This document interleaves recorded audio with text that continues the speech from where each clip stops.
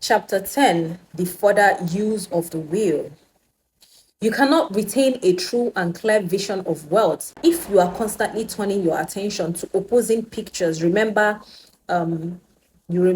when Peter, for a second, turned his eyes away from Jesus when he was walking on water and he started to sink. So keep your attention.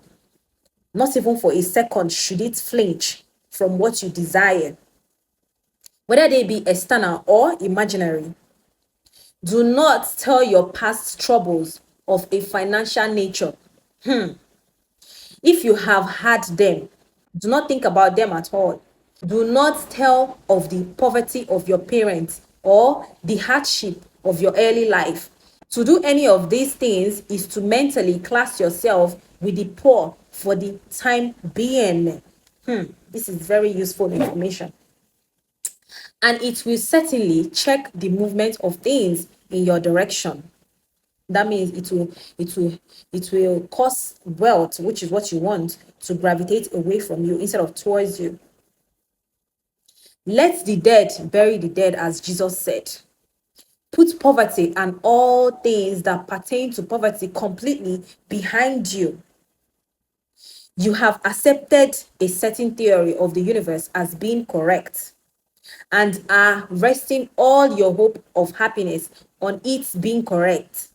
And what can you gain by giving heed to conflicting theories? Remember, do not read religious books which tell you that the world is soon coming to an end. And do not read the writing of muckrakers and pessimistic philosophers who tell you that it is going to the devil. The world is not going to the devil, it is going to God, because God created it. It is wonderfully becoming. The world is wonderfully becoming. True, there may be a good many things in existing conditions which are disagreeable, but what is the use of studying them when they are certainly passing away? Whether hell exists or not, I don't care. I don't believe in hell, and if it exists, then fine, right? Either way, I don't have to believe in it for it to exist. And when the study of them only tends to check their passing and keeping them with us, why give time and attention to things which are being removed by evolutionary growth, when you can hasten their removal only by promoting the evolutionary growth as far as your part of it goes? So focus on yourself. That's just what he's trying to say. You don't have to worry about things that you cannot control. You don't have to worry about things that you do not believe in. Focus on you at all time and what you want. That's what he's trying to say. No matter how terrible in seeming may be the conditions in certain countries, sections, or places, you waste your time and destroy your own chances by considering them. Do not consider it. You should interest yourself in the world's becoming rich. Think of the riches the world is coming into instead of the poverty is growing out of. And bear in mind that the only way in which you can assist the world in growing rich is by growing rich yourself through the creative method. Through the creative method, always underlined, not the competitive one. Give your attention wholly to riches and ignore poverty. Whenever you think or speak of those who are poor, think and speak of them as those who are becoming rich. Let that one sink in. Do not. One of the things that my dad taught me when I was, one of the things that they taught me that sticks to me is that I respect everybody, no matter your status, you should always greet them, give them the respect that they deserve, not because of the account balance they have, but because they are human. And you have to respect the divine in them, no matter their status. Think and speak of them as those who are becoming rich, as those who are to be congratulated rather than pitied. Do not pity the poor.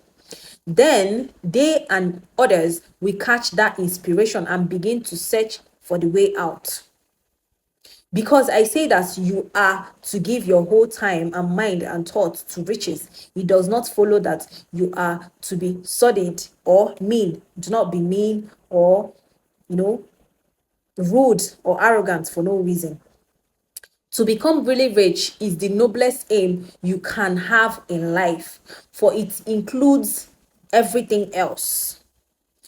See, this is part of the reasons why no matter what, like, you have to respect people that have made it in life, people that are rich, because it takes, like, when, as all of us now, we're in the journey of becoming wealthy, right? We can see how hard it is and the level of self-work and discipline that actually goes into it. So anybody that you see that is rich and has sustained that wealth, it means that they have also been able to discipline themselves to a certain extent, which is actually admirable. So it's not something to be jealous about.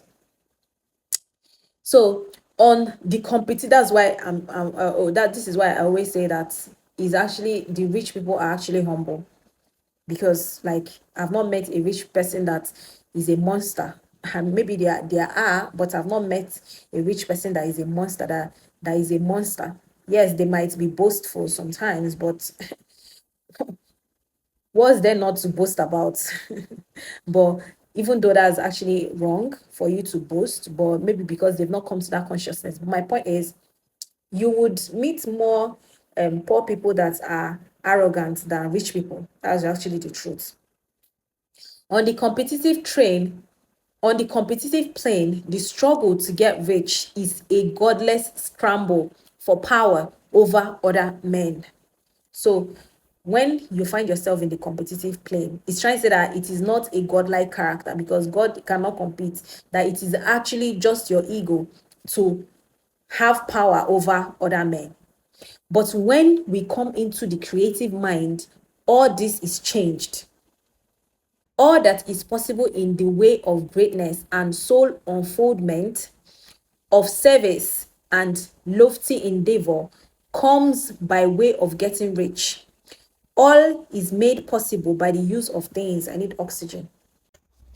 All is made possible by the use of things. If you lack for physical health, you will find that the attainment of it is conditional on your getting rich. Only those who are emancipated from financial worry and who have the means to live a carefree existence and follow hygienic practices can have and retain health. Moral and spiritual greatness is possible only to those who are above the competitive battle for existence.